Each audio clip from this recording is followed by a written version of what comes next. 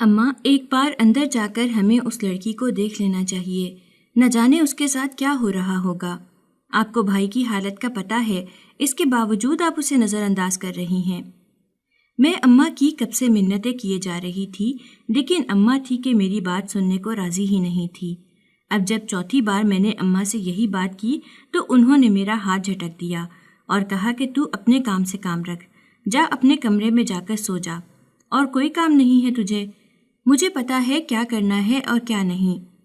اماں کے بیزار سے لہجے پر مجھے شدید غصہ آیا اور افسوس بھی ہوا، نہ جانے وہ اتنی کٹھور کب سے ہو گئی تھی۔ وہ لڑکی بہت ہی برے طریقے سے چلا رہی تھی اور مدد کی درخواست کر رہی تھی۔ میں اس کی یہ چیخیں نظر انداز نہیں کر سکتی تھی، اس لیے فوراً سے بھائی کے کمرے کی طرف بڑھی، لیکن اماں نے بیچ میں آ کر مجھے روک لیا اور کہا کہ اگر تو نے اپنی ضد نہ چھوڑی تو میں تیرا بہت برا حال کروں گی، جا اپنے کمرے میں چلی جا۔ یہ کہہ کر مجھے کمرے میں دھکا دے دیا اور خود باہر سے دروازہ بند کر دیا۔ اس لڑکی کی چیخیں میرے کمرے تک سنائی دے رہی تھیں اور میں بالکل ہی بے بس ہو چکی تھی، کسی طرح سے اس کی کوئی مدد نہیں کر پا رہی تھی، اور اماں تھی کہ مزے سے ایک طرف بیٹھی اس کی چیخیں سن رہی تھی۔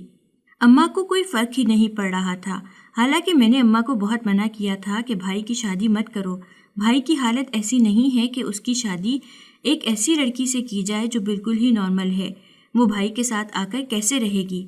لیکن اماں کا کہنا تھا کہ تیرے بھائی کی شادی کروں گی تو وہ ٹھیک ہو جائے گا۔ پتہ نہیں لوگ اس طرح کی باتیں کہاں سے سن لیتے ہیں اور ان باتوں پر یقین کر لیتے ہیں۔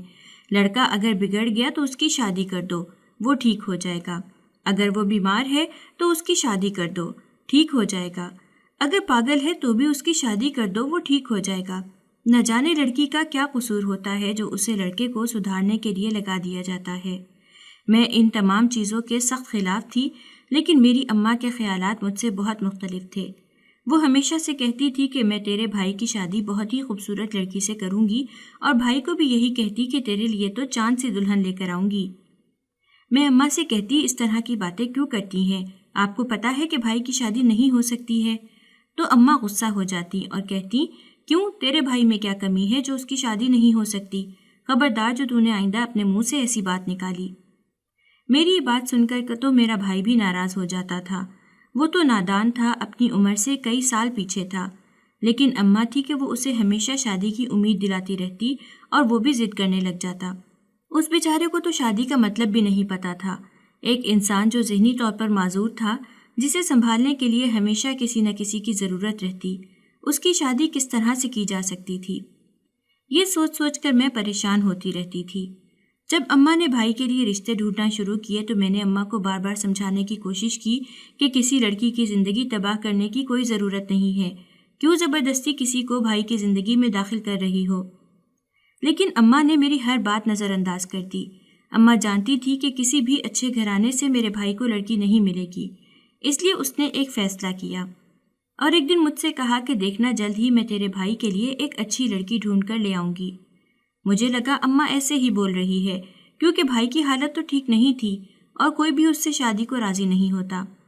لیکن کچھ دن بعد ہی اماں خوشی خوشی میرے پاس آئی اور بولی، دیکھ یہ لڑکی پیاری ہے نا؟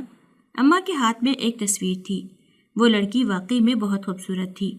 میں نے اماں سے کہا کہ یہ کون ہے اور آپ اس کی تصویر مجھے کیوں دکھا رہی ہیں؟ تو اماں مسکراتی ہوئی بولی، میں نے اس لڑکی کو تیرے بھائی کے لیے پسند کیا ہے، اب میں جلد سے جلد اس لڑکی سے تیرے بھائی کی شادی کر دوں گی، پھر دیکھنا محلے والوں اور خاندان والوں کا منہ کس طرح سے بند ہو جائے گا۔ ہمیشہ یہی بولتی رہتی ہے نا تیری تائی کہ تیرا بیٹا تو ذہنی معذور ہے، اس سے کوئی شادی نہیں کرے گا، اب دیکھنا کتنی خوبصورت لڑکی اس کے لیے لے کر آؤں گی، سب کی آنکھیں پھٹی کی پھٹی رہ جائیں گی۔ اماں کی بات سن کر میں ہکا بکا رہ گئی کہ اماں نہ جانے کس طرح کے منصوبے بنا رہی ہیں، خاندان والوں کو نیچا دکھانے کے لیے ایک لڑکی کی زندگی کو تباہ و برباد کرنا چاہ رہی ہیں۔ وہ لڑکی کسی یتیم خانے میں ہی بڑی ہوئی تھی، اس لیے اس کے آگے پیچھے کوئی بھی نہیں تھا۔ اماں اس بات کا پورا فائدہ اٹھانے کے موڈ میں تھی، اگر اس لڑکی کو یہاں لے آتی اور بھائی سے اس کی شادی کروا دیتی تو کل کو اگر کچھ بھی ہوتا تو اماں سے کوئی سوال کرنے والا نہیں تھا، اس لیے اماں اتنی بے فکر تھی۔ میرا بھائی ویسے بھی ذرا سی بات پر ناراض ہو جاتا تھا اور چیزیں اٹھا کر پھینکتا تھا۔ اماں کا یہ فیصلہ مجھے خوف میں مبتلا کر رہا تھا۔ دوسرے دن ہی اماں اس لڑکی سے ملنے یتیم خانے میں چلی گئی، واپس آئی تو بہت خوش تھی، کہنے لگی کہ میں نے اس لڑکی سے کہا ہے کہ میں تمہیں رہنے کے لیے گھر دوں گی اور خاندان بھی دوں گی، بس تمہیں میرے بیٹے سے شادی کرنی ہوگی۔ پتہ نہیں اماں نے اسے کیا کیا کہہ کر مجبور کیا ہوگا، لیکن بہرحال اس لڑکی نے ہاں کر دی تھی۔ میرا دل کیا کہ کسی طرح سے اس لڑکی سے جا کر ملوں اور حقیقت سے آگاہ کروں کہ اپنی زندگی کو یوں تباہ مت کرے۔ میں خود بھی ایک لڑکی تھی اور اچھے سے سمجھ سکتی تھی کہ ذہنی طور پر معذور انسان کے ساتھ زندگی گزارنے کا کیا مطلب ہے۔ اماں تو خود غرض بن رہی تھی، لیکن میں مطلبی نہیں بن سکتی تھی، اس لیے میں نے کسی طرح سے اس سے رابطہ کرنے کی کوشش کی، لیکن جیسے ہی اماں کو پتہ چلا اماں مجھ پر خوب چلائی اور غصہ کیا اور کہا کہ تجھے اپنے بھائی سے بالکل بھی پیار نہیں ہے، اس لیے اس کا گھر بسنے نہیں دے رہی، کیسی بہن ہے تو۔ اماں نے اور بھی نہ جانے مجھے کیا کچھ کہا۔ ہماری لڑائی کی آوازیں آس پڑوس میں بھی جا رہی تھیں۔ پڑوس کی عورت ہمارے گھر آئی اور کہنے لگی، کیا ہوا، کیوں اپنی بیٹی پر چلا رہی ہو؟ وہ بالکل صحیح کہہ رہی ہے، تمہیں خود سوچنا چاہیے کہ تمہارا بیٹا شادی کے قابل نہیں ہے تو تم اس کی شادی کیوں کر رہی ہو؟ کسی معصوم لڑکی کی زندگی تباہ کر کے کیا ملے گا؟ تمہاری اپنی بھی تو ایک بیٹی ہے، کیا اس کی شادی کسی ذہنی مریض کے ساتھ کر سکتی ہو؟ یہ سن کر اماں چلانے لگی اور بولی، تیری ہمت کیسے ہوئی میرے بیٹے کے بارے میں ایسی بات کہنے کی؟ وہ میرا بیٹا ہے اور وہ ذہنی طور پر بالکل ٹھیک ہے، تمہیں کیا پتا، تم تو کچھ بھی کہہ رہی ہو، تم نے تو اپنے بچوں کی شادیاں کر دی ہیں، تمہیں میرا دکھ کیا پتا؟ یہ کہہ کر اماں رونے لگ گئی۔ میں فوراً سے اماں کے پاس آئی اور کہا کہ اماں آپ یوں روئیں مت، لیکن آپ بھی سمجھنے کی کوشش کریں نا کہ آپ جو فیصلہ لے رہی ہیں وہ بالکل غلط ہے۔ پھر کافی دیر تک میں اماں کو منانے کی کوشش کرتی رہی، لیکن اب اماں نے اپنا فیصلہ نہ بدلا۔ اماں نے کہا کہ میں اپنے بیٹے کی شادی بہت ہی دھوم دھام سے کروں گی، ساری دنیا دیکھتی رہ جائے گی۔ میں سمجھ گئی تھی کہ اماں کو اب کوئی بھی نہیں روک سکتا، انہوں نے ٹھان لی ہے تو وہ یہ سب کر کے ہی رہیں گی۔ ان کے نزدیک صرف اور صرف اپنے بیٹے کی خوشی اہم تھی، کسی اور کی زندگی تباہ ہوتی ہے یا نہیں انہیں اس بات سے کوئی مطلب نہیں تھا۔ انہوں نے زبردستی مجھے بھی خاموش کروا دیا۔ محلے میں اگر کوئی کچھ بھی کہتا تو اماں اسے 100 باتیں سناتی، اس لیے کسی کے اندر ہمت نہیں ہوتی تھی کہ اماں کے سامنے کچھ کہے۔ خاندان والے بھی آ کر طرح طرح کی باتیں کرنے لگ گئے، لیکن اماں سب کی باتیں نظر انداز کر کے شادی کی تیاریوں میں مصروف ہو گئی۔ شادی کے لیے اماں نے ادھر ادھر لوگوں سے قرضہ اٹھایا تھا۔ سمجھ نہیں آ رہی تھی کہ اماں اتنا دکھاوا کس لیے کر رہی ہیں، حالانکہ ہمارے حالات بالکل بھی اچھے نہیں تھے۔ کرائے کے گھر میں رہتے تھے اور کمانے والا گھر میں کوئی بھی نہیں تھا۔ ابا کی پینشن پر ہی گھر کا خرچہ چلتا تھا، پینشن بھی تھوڑی سی ہی تھی۔ اتنی مہنگائی میں پہلے ہی ہمارا خرچہ اتنی مشکل سے چل رہا تھا اور اوپر سے اماں جگہ جگہ سے بھاری رقم قرضے کے طور پر اٹھا رہی تھی۔ نہ جانے یہ قرضہ ہم کیسے اتاریں گے، میں تو یہ سوچ سوچ کر ہی پریشان ہو رہی تھی۔ اماں نے تو پیسوں کی تنگی کی وجہ سے ہی میری پڑھائی بھی رکوا دی تھی اور اب یوں پانی کی طرح پیسہ بہانے کے لیے تیار کھڑی تھی۔ بھائی کی شادی کے تیاریوں کے دوران اماں نے مجھ سے کہا کہ دیکھنا میں تیری شادی اس سے بھی شاندار کروں گی، تو پریشان مت ہو، تب تک ہم اپنا سارا قرضہ اتار دیں گے اور میں پھر تیری شادی کی تیاریاں شروع کر دوں گی۔ میں نے اماں سے کہا کہ اماں آپ ذرا سی باتوں پر غصہ کرنے لگ جاتی ہو، لیکن مجھے یہ بتاؤ کہ ہم یہ قرضہ کیسے اتاریں گے؟ نہ تو ہمارے پاس کمانے کا کوئی ذریعہ ہے اور نہ ہی اتنے پیسے ہیں۔ آپ نے سوچا ہے اگر ہم قرضہ نہ چکا سکے تو ہمارا کیا ہوگا؟ اماں بولی، تو اتنا فکر کیوں کرتی ہے، میں ہوں نا، میں سب کچھ کر لوں گی۔ اماں تو ایسے بول رہی تھی جیسے اماں کے پاس اچھی خاصی جائیداد موجود ہو، پتہ نہیں دکھاوے کے لیے وہ اتنی اہم چیزوں کو نظر انداز کیوں کر رہی تھی۔ شادی کی تیاریوں کے دوران اماں نے مجھے بھی شاپنگ کے لیے جانے کو کہا، لیکن میں نے اماں کو صاف منع کر دیا اور کہا کہ میں یہ سب نہیں کرنا چاہتی ہوں، آپ کو جو کچھ کرنا ہے خود ہی کریں۔ اماں بولی، ٹھیک ہے تیری مرضی، اور پھر وہ بازار جا کر میرے لیے بھی کچھ کپڑے وغیرہ خرید کر لے آئی۔ اماں اتنی زیادہ فضول خرچی کر رہی تھی اور میں یہ سوچ رہی تھی کہ اس مہینے کا راشن کیسے آئے گا، کیونکہ سارے پیسے تو اماں نے شادی کی تیاریوں میں ہی لگا دیے تھے، پیچھے کوئی بھی پیسہ نہیں بچا تھا۔ اماں نے بڑا سا ہال بک کروایا تھا اور شادی کے کارڈ بھی چھپوائے تھے۔ میرا بھائی یہ سب دیکھ دیکھ کر بہت خوش ہو رہا تھا، اس کے لیے تو یہ سب کھیل تھا، یوں لگ رہا تھا جیسے اسے نیا کھلونا دے دیا گیا ہو۔ شادی سے 2 دن پہلے ہی اماں نے اس لڑکی کو یتیم خانے سے گھر پر بلوا لیا۔ میں اس لڑکی سے مل کر بہت پریشان ہو گئی، وہ بہت ہی معصوم نظر آ رہی تھی۔ میں نے اس سے کہا کہ تم اچھے سے جانتی ہو کہ میرا بھائی پاگل ہے، تو تم اس سے شادی کے لیے راضی کیوں ہوئی ہو؟ ابھی بھی وقت ہے، تم اس شادی سے انکار کر دو۔ میری بات سن کر اس لڑکی نے کہا کہ میں انکار نہیں کر سکتی ہوں. اگر میں نے انکار کیا تو یتیم خانے کی مالکن مجھے کسی امیر آدمی کو بیچ دے گی. وہاں پر کیا کچھ ہوتا ہے تمہیں اس بات کا اندازہ بھی نہیں ہے. میں بہت مشکلوں سے اپنی عزت بچا کر یہاں پر آئی ہوں. تمہاری اماں نے مجھ سے وعدہ کیا ہے کہ مجھے کچھ بھی نہیں ہوگا اور وہ میری مدد کریں گی، اس لیے میں اس شادی پر راضی ہوئی ہوں. یہ شادی تو صرف اور صرف ایک دکھاوا ہے. حقیقت میں مجھے ایک پناہ گاہ چاہیے تھی جو تمہاری اماں نے دینے کا وعدہ کیا. اس کی بات سن کر مجھے تھوڑی بہت تسلی ہوئی کہ اماں اسے بھائی کے پاگل پن سے بچا کر رکھیں گی. یہ جان کر میں نے سکھ کا سانس لیا. اماں نے شادی کا سارا انتظام مکمل کر لیا تو مجھ سے کہنے لگی، تو بھی دلہن کے ساتھ جا کر پارلر میں تیار ہو جانا. شادی میں بہت سے لوگ آتے ہیں، اگر کسی نے تجھے پسند کیا تو رشتے کی بات چلا دوں گی.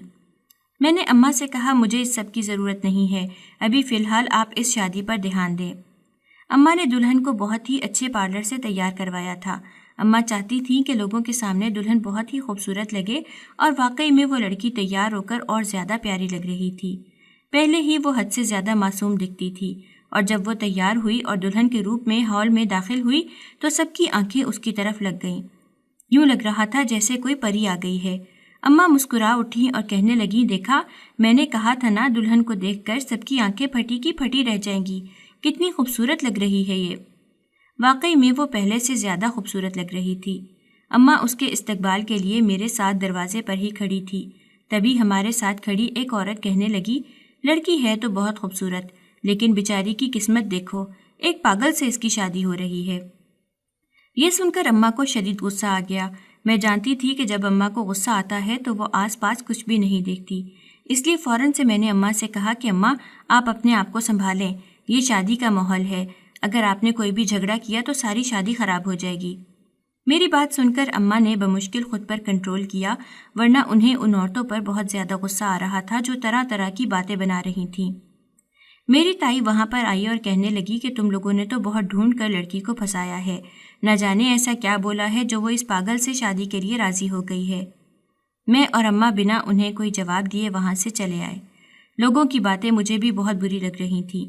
بے شک میرا بھائی ذہنی مریض تھا اور اماں یوں اس کی شادی کر کے غلطی کر رہی تھیں، اور میں بھی اس کے خلاف تھی، لیکن اس کا یہ مطلب نہیں تھا کہ لوگ اس طرح سے ہماری بے عزتی کریں اور میرے بھائی کے بارے میں اس طرح کی باتیں کریں. لوگ اس کا مذاق بناتے تھے، یہ سب ہم سے برداشت نہیں ہوتا تھا. اماں نے جلدی جلدی کھانا کھلوا دیا تاکہ لوگوں کا دھیان کھانے کی طرف ہو جائے. اماں نے کھانے میں ہر چیز بہت ہی عمدہ بنوائی تھی، ہر کوئی تعریفیں کر رہا تھا. لوگ بھی اتنے عجیب ہوتے ہیں، ایک پل میں بے عزت کرتے ہیں اور دوسرے پل میں تعریف کرنے لگ جاتے ہیں. یہی تو زندگی ہے. اماں نے پورے خاندان اور سارے محلے والوں کو اس شادی میں مدعو کیا تھا. وہ چاہتی تھیں کہ سب اپنی آنکھوں سے دیکھیں کہ ان کے بیٹے کی شادی کس لڑکی سے ہوئی ہے.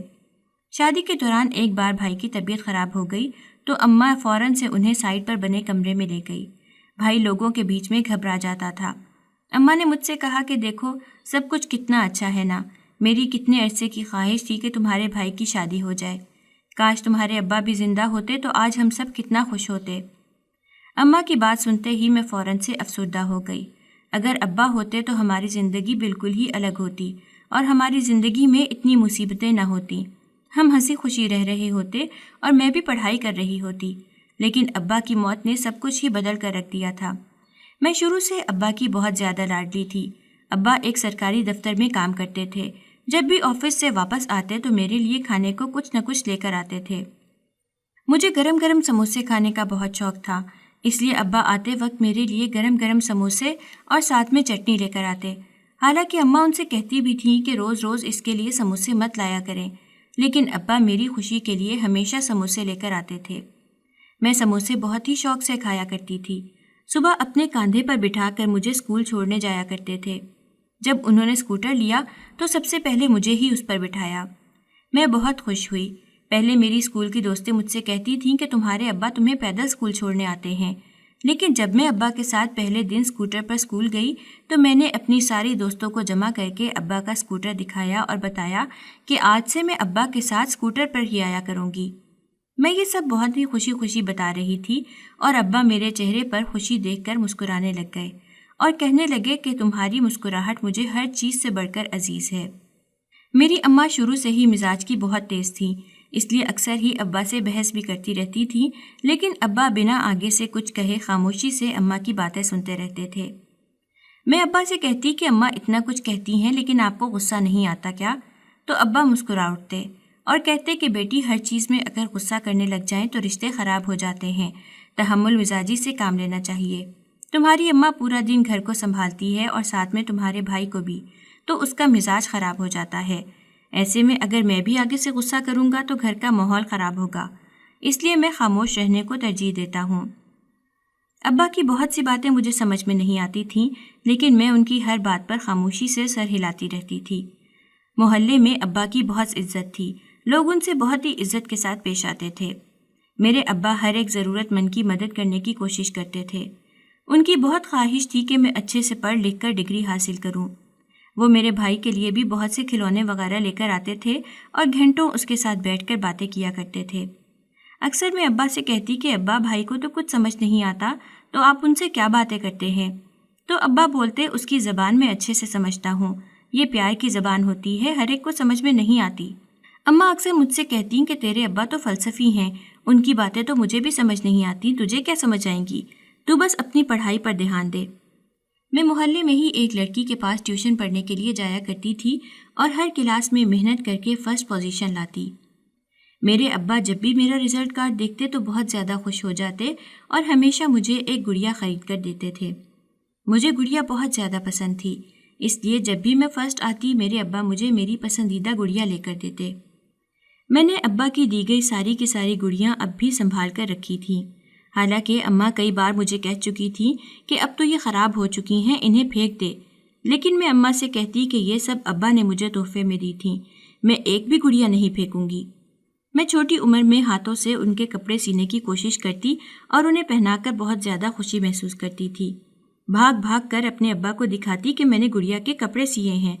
میرے ابا یہ دیکھ کر کہتے کہ میری بیٹی بہت ہی ہنرمند ہے، دیکھنا بڑے ہو کر بہت نام کمائے گی۔ لیکن اماں کہتی کہ بس 10ویں کے بعد میں اس کی شادی کر دوں گی، آپ اسے زیادہ سر پر مت چڑھائیں، لڑکیوں کو اتنا پڑھانا ٹھیک نہیں ہوتا ہے۔ تو ابا آگے سے کہتے کہ کیوں، لڑکیوں کی پڑھائی میں کیا مسئلہ ہے، یہ باتیں تم کہاں سے سیکھتی ہو، میری بیٹی زیادہ پڑھے گی اور ڈگری بھی لے گی، بس یہی میرا فیصلہ ہے۔ ابا ویسے تو اماں سے کسی بات پر بحث نہیں کرتے تھے، لیکن جب بھی بات میری پڑھائی کی جاتی تو وہ ہمیشہ ڈٹ جاتے، اور مجھے اب افسوس ہوتا تھا کہ اماں نے میری پڑھائی رکوا دی ہے، حالانکہ میں اپنے ابا کی اس خواہش کو پورا کرنا چاہتی تھی، ڈگری لینا چاہتی تھی، لیکن یہ ممکن نہیں ہو سکا۔ ایک دن میرے ابا آفس سے واپس آئے تو کافی تھکے تھکے لگ رہے تھے، ان کا سانس بھی بہت پھولا ہوا تھا۔ میں نے فوراً سے انہیں پانی دیا۔ اماں بھی پریشان ہو گئیں اور کہنے لگیں کیا ہوا ہے، آپ کی طبیعت تو ٹھیک ہے؟ تو ابا نے کہا کچھ نہیں، بس میں تھوڑا تھک گیا تھا، اور پھر یہ تو معمول بن گیا، روزانہ ابا کی ایسی ہی حالت ہوتی۔ اماں کئی بار ابا سے کہہ چکی تھیں کہ ڈاکٹر کے پاس جا کر ایک دفعہ چیک کروا لیں، کہیں کوئی مسئلہ نہ ہو، لیکن ابا مان ہی نہیں رہے تھے۔ ان کا کہنا تھا کہ نہیں، ایسی کوئی بات نہیں ہے، اگر میری طبیعت خراب ہوئی تو میں خود سے ہی ڈاکٹر کے پاس چلا جاؤں گا۔ ہمارے لاکھ کہنے کے باوجود بھی ابا ڈاکٹر کے پاس نہ گئے اور یوں ہی اپنی طبیعت کو نظر انداز کرتے رہے۔ میں اور اماں پریشان ہوتے کہ نہ جانے ابا کو اچانک سے کیا ہو رہا ہے، پہلے تو وہ کبھی بھی اتنا نہیں تھکتے تھے، سالوں سے وہ یہ کام کر رہے تھے، اب اچانک سے انہیں کیا ہو گیا ہے۔ ایک دن ابا گھر واپس آئے تو ان کے سینے میں بہت درد ہو رہا تھا۔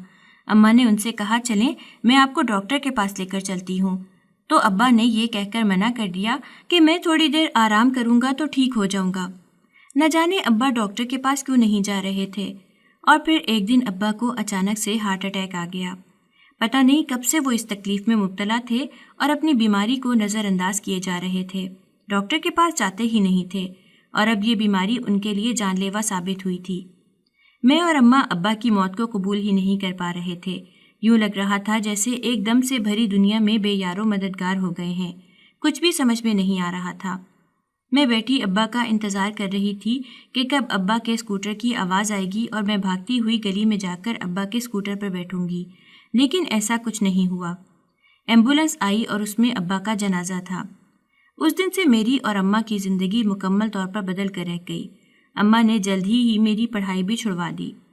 ابا کے دفتر کے کئی چکر لگائے تو تب جا کر پینشن وغیرہ کا مسئلہ حل ہوا۔ ابا کی پینشن آنے لگی تو اماں نے سکھ کا سانس لیا، کیونکہ اماں باہر جا کر کما نہیں سکتی تھی، پیچھے بھائی کا دھیان بھی رکھنا ہوتا تھا۔ بھائی کو میں نہیں سنبھال پاتی تھی، اسے صرف اور صرف اماں ہی سنبھال پاتی تھیں، اس لیے اماں کا گھر پر رکنا ضروری تھا، اور میں کافی چھوٹی تھی، اس لیے اماں مجھے گھر سے باہر کام کے لیے بھیجنے کو بالکل بھی راضی نہیں تھی۔ ہم اس گھر میں بہت سالوں سے رہ رہے تھے، مالک مکان اچھا تھا، اس لیے کرائے کے لیے زیادہ پریشان بھی نہیں کرتا تھا۔ ابا کی پینشن سے ہی ہم کرایہ ادا کر دیتے اور باقی گھر کا خرچہ چلاتے۔ بچت وغیرہ بالکل بھی نہیں ہو پاتی تھی۔ اماں محلے میں کمیٹیاں ڈال ڈال کر ہی گزارا کر رہی تھیں، اور اب نہ جانے اماں کے سر پر بھائی کی شادی کا بھوت کہاں سے سوار ہو گیا تھا۔ شادی کا انتظام تو بہت اعلیٰ کیا گیا تھا، لوگ بہت سی باتیں کر رہے تھے، کوئی اسے دکھاوا کہہ رہا تھا تو کوئی اس پر رشک کر رہا تھا۔ محلے میں کبھی کسی نے اس طرح کی شادی نہیں کروائی تھی۔ اماں سب کے منہ سے تعریفیں سن کر خوش ہو رہی تھی۔ کھانا وغیرہ ہو گیا تو اماں نے لڑکی کی رخصتی کا اعلان کیا۔ ہم لڑکی کو رخصت کروا کر گھر لے آئے۔ گھر میں بھی کچھ دیر تک مہمانوں کا آنا جانا لگا رہا، پھر اماں نے سب کو واپس بھجوا دیا اور کہا کہ بہت رات ہو گئی ہے، اب آپ سب اپنے اپنے گھروں میں چلے جاؤ۔ وہ تمام عورتیں وہاں پر صرف اور صرف تماشا دیکھنے کے لیے بیٹھی ہوئی تھیں، اور اماں اس بات سے بخوبی واقف تھیں، اس لیے اماں نے سب کو زبردستی ہی صحیح لیکن گھر بھجوا دیا، جس پر وہ سب منہ بناتی وہاں سے چلی گئیں۔ ان کے جانے کے بعد میں اماں کے پاس آئی اور میں نے اماں سے کہا کہ آپ بھی سو جائیں، بہت رات ہو گئی ہے، میں اپنے کمرے میں دلہن کے لیے بستر لگا دیتی ہوں، آپ پریشان مت ہونا۔ میری بات سن کر اماں بولیں، کیوں؟ تو اپنے کمرے میں کیوں بستر لگائے گی؟ تو بھول گئی ہے کہ ہم اسے شادی کر کے یہاں لے کر آئے ہیں، یہ اپنے شوہر کے کمرے میں رہے گی۔ یہ سن کر میں نے فوراً اس لڑکی کی طرف دیکھا جس کا چہرہ فوراً سے پھیکا پڑا تھا، کیونکہ اماں نے تو یہی کہا تھا کہ لڑکی صرف نام کی شادی کرے گی۔ میں نے اماں کو سمجھانے کی کوشش کی کہ یہ مناسب نہیں ہے، آپ کو بھائی کی طبیعت کا پتہ ہے، آپ پھر بھی اس طرح کی بات کیوں کر رہی ہیں؟ اماں بولی، تو میرے معاملات میں مت بول، خاموشی سے ایک طرف بیٹھ جا، جو میں کہوں گی وہی ہوگا، یہ لڑکی تیرے بھائی کے کمرے میں ہی رہے گی، یہی میرا فیصلہ ہے۔ اماں شدید ترین غصے سے بول رہی تھی۔ میں نے اماں کو سمجھانے کی بہت کوشش کی، لیکن اماں نے زبردستی اس لڑکی کو بھائی کے کمرے میں بھجوا دیا۔ وہ کافی زیادہ گھبرا رہی تھی، کیونکہ بھائی کی طبیعت اکثر ہی رات کو بگڑ جاتی تھی، اور ویسے بھی ابھی ہم اتنے لوگوں کے بیچ میں سے آئے تھے تو ان کی طبیعت ویسے ہی خراب تھی۔ میں نے اماں کو ایک بار پھر سے سمجھانا چاہا کہ لڑکی کو آج کی رات میرے کمرے میں سونے دو، بھائی کی حالت ٹھیک نہیں ہے، مگر اماں نہیں مانی اور لڑکی کو وہاں بھجوا کر ہی دم لیا۔ جیسے ہی دلہن اندر گئی، اماں نے فوراً سے باہر سے دروازہ بند کر دیا۔ میں نے اماں سے کہا کہ آپ نے دروازہ کیوں بند کیا ہے؟ کم سے کم باہر سے دروازہ تو کھول دیں، وہ اندر پریشان ہو رہی ہوگی، لیکن اماں نے میری بات نہیں سنی۔ اس لڑکی کو کمرے میں گئے تھوڑی ہی دیر گزری تھی کہ زور زور سے اس کے چلانے کی آواز آنے لگی۔ میں فوراً سے گھبرا کر دروازے کے پاس گئی اور دروازہ بجا کر پوچھنے لگی کہ تم ٹھیک تو ہو نا؟ تو اس نے آگے سے کہا، میری مدد کرو، مجھے بچا لو، یہ مجھے مار دے گا۔ میں فوراً سے اماں کے پاس گئی اور کہا کہ مجھے چابی دیں، میں دروازہ کھولوں، وہ بیچاری مدد کے لیے بلا رہی ہے۔ اماں نے چابی چھپا لی اور کہا کہ ہرگز بھی نہیں، یہ دروازہ نہیں کھلے گا جب تک میں نہیں چاہوں گی، تب تک تو یہ دروازہ بالکل بھی نہیں کھلے گا، اور تم ایسی کوئی کوشش کرنا بھی نہیں۔ میں نے اماں سے کہا، مگر وہ لڑکی مشکل میں ہے، آپ کو سنائی نہیں دے رہا، کتنی چیخیں مار رہی ہے، اور وہ دروازہ کھولنے کے لیے کہہ رہی ہے، آپ اتنی بے حس کب سے ہو چکی ہیں، دروازہ کھولیں۔ لیکن اماں نے زبردستی مجھے کمرے میں بند کر دیا۔ پوری رات میں اس لڑکی کی خیریت کی دعائیں مانگتی رہی۔ میں جانتی تھی کہ جب میرے بھائی کی حالت بگڑ جاتی ہے تب وہ کچھ بھی نہیں دیکھتا اور سامنے والے کو نقصان پہنچانے کی کوشش کرتا ہے، ایسے میں صرف اماں ہی اسے سنبھال پاتی تھیں، میں بھی اس کے قریب نہیں جا پاتی تھی، اور اماں نے اس انجان لڑکی کو اندر بھیج دیا تھا۔ اگلی صبح اماں نے میرے کمرے کا دروازہ کھولا تو میں فوراً سے کمرے سے نکلتی بھاگتی ہوئی بھائی کے کمرے کی طرف گئی۔ اماں نے اس کے کمرے کا دروازہ بھی کھول دیا تھا۔ جیسے ہی میں اندر گئی تو دیکھا کہ بھائی ایک طرف گہری نیند میں سویا ہوا تھا اور وہ لڑکی زمین پر اوندھے منہ پڑی تھی۔ میں بھاگ کر اس لڑکی کی طرف آئی اور اسے سیدھا کیا تو دیکھا اس کی سانس بہت ہی آہستہ چل رہی تھی۔ میں نے فوراً اسے پانی پینے کو دیا۔ اس نے مجھ سے کہا کہ جو کچھ میرے ساتھ ہوا ہے وہ سب تیرے ساتھ بھی ہوگا۔ یہ کہتے ہی اس کا سر ایک طرف جھول گیا۔ میں چلاتے ہوئے اماں کے پاس آئی اور کہا، دیکھیں تو اسے کیا ہو گیا ہے۔ اماں بولیں، اتنی فکر مت کر، اس کے آگے پیچھے کوئی نہیں ہے، کوئی ہم سے سوال نہیں کرے گا۔ تیرے بھائی کی طبیعت زیادہ خراب ہو گئی تھی تو اس لیے اس نے اسے بہت برا مارا ہے، دیکھ محلے والوں کو کچھ پتہ نہیں چلنا چاہیے۔ یہ کہہ کر اماں نے ایک آدمی کو کچھ پیسے دیے اور لڑکی کا جنازہ وغیرہ کروا کے اسے دفنا دیا۔ محلے میں کسی کو کچھ پتہ ہی نہیں چلا، لیکن عورتیں ہمارے گھر میں بہانے سے آنے کی کوشش کر رہی تھیں۔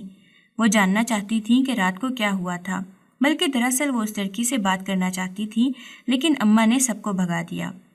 مجھے کچھ سمجھ نہیں آ رہا تھا کہ اب کیا ہوگا۔ میں اگلے کئی دن تک کافی گھبرائی سی رہی۔ میرے گھر میں ایک لڑکی میری آنکھوں کے سامنے مر گئی تھی، اور اس نے مرتے ہوئے مجھ سے جو کچھ کہا وہ میں بھول نہیں پا رہی تھی، اور میری اماں تھی کہ اسے کوئی فرق ہی نہیں پڑ رہا تھا، اسے بس بھائی کی فکر تھی۔ اماں ایسے ظاہر کر رہی تھی جیسے کچھ ہوا ہی نہیں ہے، لیکن وہ یہ بات کب تک چھپا سکتی تھی؟ محلے میں طرح طرح کی باتیں ہونا شروع ہو گئیں۔ لوگ کہتے کہ ان لوگوں نے سب کے سامنے اس لڑکی کو شادی کر کے اپنے گھر میں رکھا تھا، تو اب اچانک سے وہ لڑکی کہاں غائب ہو گئی ہے، کہیں نظر بھی نہیں آتی۔ پتہ نہیں اس عورت نے اس لڑکی کے ساتھ کیا کیا ہے۔ اپنے پاگل بیٹے کے ساتھ اس کی شادی کر دی تھی، ضرور اس کے بیٹے نے ہی کچھ کیا ہوگا۔ اماں لوگوں کی باتیں سن کر غصے میں آ جاتی اور کہتی اپنی زبان بند رکھو۔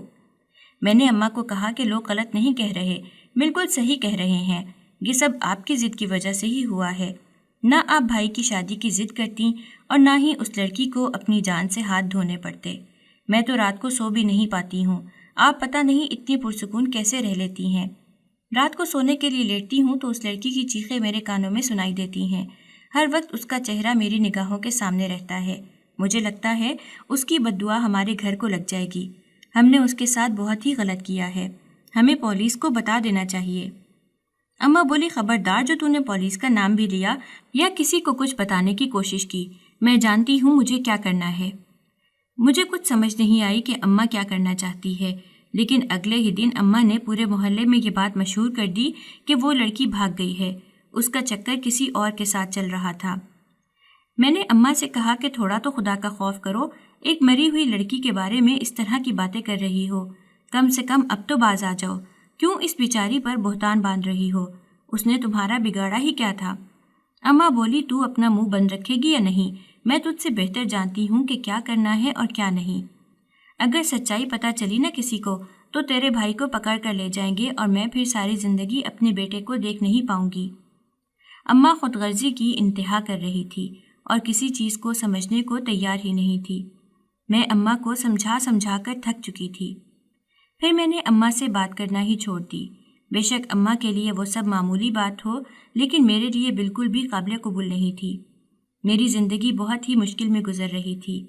انہی دنوں قرضہ داروں نے آ کر ہمیں پریشان کرنا شروع کر دیا۔ اماں نے جس سے قرضہ لیا تھا وہ سب روزانہ ہمارے دروازے پر آ جاتے اور کہتے کہ جو پیسے قرض کے لیے تھے وہ جلد سے جلد واپس کر دو، بہت دیر ہو چکی ہے، اب تک تم لوگوں نے قرضہ نہیں چکایا۔ ان کی باتیں سن کر میں نے اماں کی طرف دیکھا اور کہا کہ کیا سوچا ہے آپ نے کہ ہم یہ قرضہ کہاں سے اتاریں گے؟ لاکھوں روپے کا قرضہ آپ نے چڑھا دیا ہے ہمارے سروں پر، آپ بتائیں کیسے اس قرضے کو اتاریں؟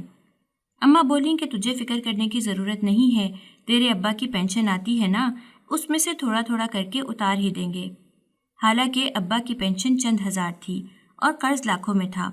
میں نے اماں کو سمجھایا بھی کہ اماں پینشن میں ہم کیا کچھ کریں گے، گھر کا خرچہ اٹھائیں گے یا پھر قرضہ بھریں گے، ہمیں کوئی اور راستہ ڈھونڈنا پڑے گا، خاندان میں کسی سے مدد مانگتے ہیں۔ اماں بولی خبردار جو تو نے اس طرح کی کوئی بات کی، تیرے خاندان والے اتنے اچھے نہیں ہیں، وہ سب لوگ تو پہلے ہی اس انتظار میں ہیں کہ ہمیں کس طرح سے بے عزت کیا جائے، میں کسی کے سامنے جا کر مدد نہیں مانگوں گی۔ ویسے بھی میں نے رشتے کروانے والی ایک عورت سے بات کی ہے، وہ جلد ہی کوئی رشتہ ڈھونڈے گی تو میں تیری شادی کر دوں گی۔ میں نے اماں سے کہا ابھی ہمارے حالات ٹھیک نہیں ہیں، ہم شادی نہیں کر سکتے، لیکن اماں اپنی ضد پر اڑ گئی اور اس نے میرے لیے رشتے ڈھونڈنا شروع کر دیے۔ اماں چاہتی تھیں کہ کسی امیر خاندان میں میرا رشتہ طے کیا جائے تاکہ ان سے پیسے اینٹ کر یہ قرضہ آرام سے اتار لیں۔ اماں کے منصوبے مجھے سمجھ نہیں آتے تھے، پتہ نہیں ان کا دماغ اتنا شاطر کیوں تھا اور صرف سازشیں بنانے میں ہی کیوں مصروف رہتا تھا۔ کافی زیادہ رشتے دیکھنے کے بعد اماں کو اپنی مرضی کا ایک رشتہ مل ہی گیا۔ وہ لوگ کھاتے پیتے گھرانے سے تعلق رکھتے تھے، اس شادی پر بنا کسی شرط کے راضی تھے، انہیں جہیز بھی نہیں چاہیے تھا۔ اماں نے جھٹ سے ہاں کر دی، لڑکے کے بارے میں زیادہ تحقیق وغیرہ بھی نہیں کی، ان لوگوں نے ہمیں اچھے خاصے پیسے دیے۔ اماں نے ان پیسوں سے سارا کا سارا قرضہ اتار دیا اور کہا کہ دیکھا، میں کہتی تھی نا میں یہ قرضہ اتار دوں گی، مجھے تو شادی میں کچھ ٹھیک نہیں لگ رہا تھا۔ کئی بار اماں سے اس بات کا اظہار کرنے کی کوشش کی لیکن اماں نے ٹال دیا۔ شادی ہو کر جب میں اپنے سسرال گئی تو کافی گھبرا رہی تھی۔ مجھے ایک کمرے میں بٹھا دیا گیا۔ کافی دیر گزرنے کے بعد میرا شوہر اندر آیا۔ اس کا رویہ کافی عجیب سا لگ رہا تھا۔ وہ مجھے دیکھ کر زور زور سے ہنسنے لگ گیا۔ اس کی مسلسل ہنسی کی وجہ سے میں پریشان ہو گئی۔ نہ تو وہ کوئی بات کر رہا تھا اور نہ ہی اپنی ہنسی کو روک رہا تھا۔ پھر وہ میرے پاس آیا اور کہنے لگا مجھے لالی پاپ کھانا ہے۔ یہ سنتے ہی میں پریشان ہو گئی۔ مجھے لگا کہ شاید وہ مذاق کر رہا ہے، لیکن پھر وہ بار بار ایک ہی بات کو دہرائے جا رہا تھا، اور جب مجھے سمجھ آئی تو گویا میرے سر پر کمرے کی چھت ٹوٹ پڑی۔ اس کا رویہ بالکل میرے بھائی کی طرح ہی تھا، یعنی یہ بھی ذہنی مریض تھا۔ میں بہت زیادہ خوفزدہ ہو گئی۔ اگلے دن میں نے سب سے پہلے فون کر کے اماں کو اس بارے میں بتایا تو اماں بھی پریشان ہو گئی اور کہنے لگی کہ فوراً سے پہلے گھر آ جا۔ لیکن میرے سسرال والے مجھے وہاں سے کیسے نکلنے دے سکتے تھے؟ انہوں نے مجھ سے کہا کہ تمہاری اماں نے بھی تو اپنے پاگل بیٹے کی شادی ایک لڑکی سے کی تھی۔ اگر ہم نے اپنے بیٹے کی شادی کر دی ہے تو اس میں غلط ہی کیا ہے؟ ہمارا بیٹا بھی پاگل نہیں ہے۔ جب اماں کو یہ سب پتہ چلا تو وہ بھاگی بھاگی میرے سسرال آ گئی اور میری ساس سے کہنے لگی کہ دیکھو میری بیٹی کو معاف کر دو، مجھے نہیں پتا تھا کہ تمہارا بیٹا پاگل ہے، اگر اس نے میری بیٹی کو کچھ کر دیا تو میں کیا کروں گی؟ میں اسے اپنے ساتھ لے جاتی ہوں، تمہارے پاگل بیٹے کے ساتھ میں اسے نہیں چھوڑ سکتی۔ اس وقت مجھے یاد آیا کہ میں نے اماں سے کتنا کہا تھا کہ اس لڑکی کو بھائی کے ساتھ مت چھوڑو، لیکن اس وقت تو اماں ایک کٹھور انسان بن گئی تھی، اور اب جب ان کی اپنی بیٹی پر ایسا وقت آیا تھا تو دوسروں سے رحم کی بھیک مانگ رہی تھی۔ مجھے اماں کے اس دوغلے پن پر بہت ہی ہنسی آئی، اور جب اماں نے مجھے ہنستے دیکھا تو کہنے لگی آخر تم کیوں ہنس رہی ہو؟ میں نے اماں سے کہا ایسے ہی وہ لڑکی بھی آپ سے منتیں کر رہی تھی کہ اسے بچا لیں، لیکن آپ نے کیا کیا؟ اس وقت تو آپ جلاد بن گئی تھیں۔ آپ کو وہ سب کچھ یاد ہے یا پھر بھول چکی ہیں؟ کسی دوسری لڑکی کی زندگی تباہ کرتے تو آپ کو کوئی تکلیف نہیں ہوئی، اور اب جب کہ آپ کی اپنی بیٹی ایسی تکلیف میں مبتلا ہے تو آپ کس طرح سے گڑ گڑا رہی ہیں؟ میری بات سن کر اماں خاموش ہو گئی اور چپ چاپ وہاں سے چلی گئی، کیونکہ میری ساس نے کہا تھا کہ ہم نے تمہیں بہت زیادہ پیسے دیے ہیں، یا تو پیسے واپس لا کر دو یا پھر اپنی بیٹی یہیں پر رہنے دو۔ مجھے مسلسل اس لڑکی کی وہ بات یاد آ رہی تھی جو اس نے مرنے سے پہلے مجھ سے کہی تھی۔ اب میری یہی زندگی تھی اور میں نے اسے قبول کر لیا تھا۔ شاید آگے جا کر میری زندگی بدل جائے، لیکن فی الحال تو ہر وقت اس لڑکی کا چہرہ میری نگاہوں میں رہتا ہے۔